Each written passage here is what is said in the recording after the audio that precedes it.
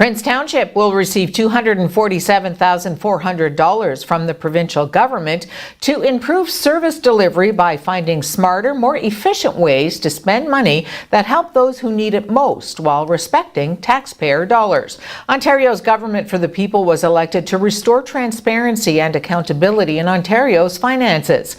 A news release says the province undertook a line-by-line review of its own expenditures and have been clear its expected partners, including municipalities, will be taking steps to become more efficient. Examples could include service delivery reviews, development of shared services agreements, IT solutions, capital investments, or other projects. Municipalities will decide how to best target funding to benefit their local communities. The funding supports Ontario's commitment to reduce the cost of government.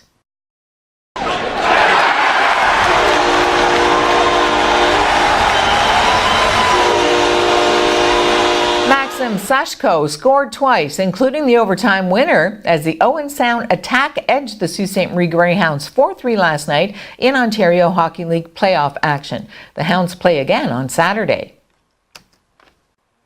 Police say 2 people were stabbed and another injured in an assault at Brock University. Niagara Regional Police say they were called to the school in St. Catharines last evening at about 8 for what was initially reported as a shooting.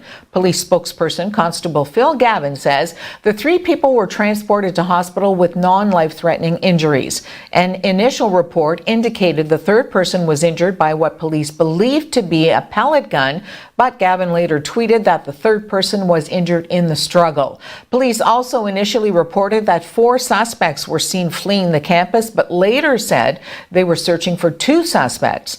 Gavin says the weapons used in the assault have not been recovered by police. He tweeted that it is very early in the investigation, but there are indications that this was a targeted incident and that there is no ongoing threat to safety.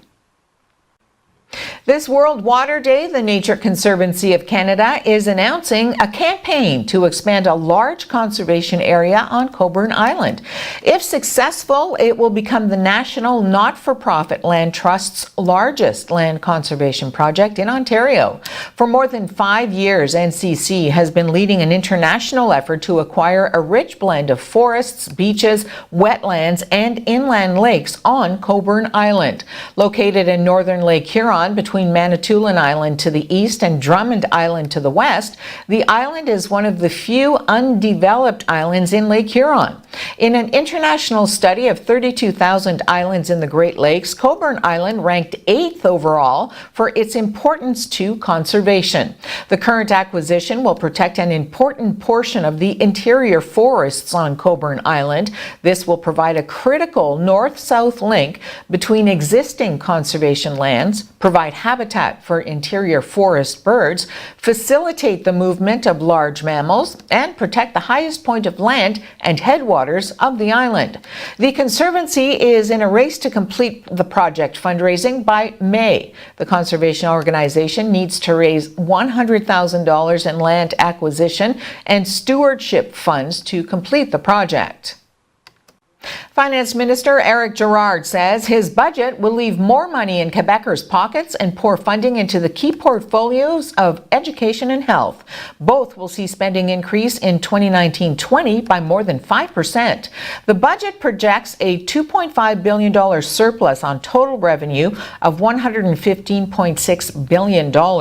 Gross debt is estimated at $200.8 billion, which represents 46.1% of gross domestic product, continuing a downward trend from a peak of 54.3% 5 years ago. GDP per capita. We're taking one step back in order to improve all our program, and it's a temporary decrease. And of course, as our program are improving, the number of immigrants are going to resume increasing. So we're dedicating in today's budget $146 million to have a personalized program for every immigrant in this province. And therefore the reduction, and we've been quite clear, the reduction is temporary, and to have a better program in the short term will help increasing immigration in the long term.